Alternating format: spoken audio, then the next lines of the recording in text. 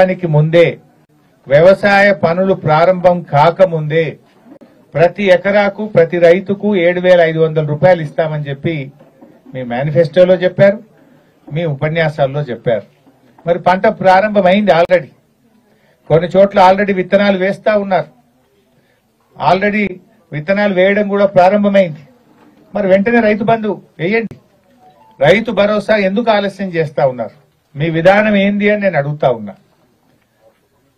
పంట పనులు వ్యవసాయ పనులు ప్రారంభం కాకముందు ఇస్తారా, పంట చేతికి వచ్చినప్పుడు ఇస్తారా?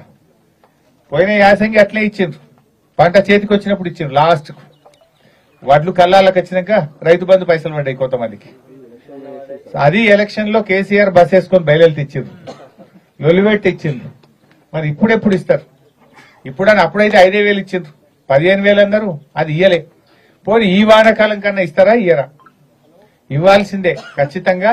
రైతులందరికీ కూడా రైతు భరోసా డబ్బులు తక్షణం ఎకరానికి 7,500 రూపాయలు అందించి రైతులను ఆదుకోండి. ఇప్పుడు ఎలక్షన్ కోడ్ కూడా లేదు, ఎలక్షన్ కోడ్ కూడా ముగిసింది. ప్రజా సమస్యల మీద, రైతు సమస్యల మీద దృష్టి పెట్టండి. రైతులకు ఇవ్వాల్సినటువంటి డబ్బు వెంటనే అందించాలని చెప్పి ఈ ప్రభుత్వాన్ని నేను డిమాండ్ చేస్తా ఉన్నా. ఇవాళ పరిస్థితి ఏంటంటే, మా రైతులు ఫోన్ చేస్తున్నారు సిద్దిపేట నుంచి నాకు చాలా మంది.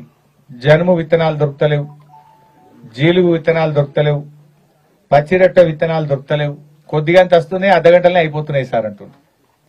గతంలో ప్రభుత్వం ఉన్నప్పుడు ఎప్పుడు షార్టేజ్ రాలే. ఎన్ని విత్తనాలు కావాలంటే అన్ని పచ్చిరొట్ట విత్తనాలు రైతులకు అందుబాటులో పెట్టాం. కానీ ఈ ప్రభుత్వం ఏదో కొద్దిగానే తీసుకొస్తుందట, అవి గంటసేపట్లో అర్ధగంటలనే అయిపోతున్నాయట. ఇవాళ పచ్చిరొట్టె విత్తనాలు కూడా రైతులకు సరఫరా చేయలేని పరిస్థితుల్లో రాష్ట్ర ప్రభుత్వం ఉన్నది. అంటే ప్రభుత్వం వ్యవసాయాన్ని చిన్నచూపు చూస్తున్నది. అటు పచ్చిరొట్టె విత్తనాలు ఇవ్వలేకపోతున్నారు, రైతు భరోసా డబ్బులు సకాలంలో అందించలేకపోతున్నారు. తక్షణమే స్పందించి రాష్ట్రమంతా కూడా పచ్చిరొట్టె విత్తనాలు అందుబాటులోకి తేవాలని చెప్పి కూడా నేను ప్రభుత్వాన్ని డిమాండ్ చేస్తా ఉన్నా.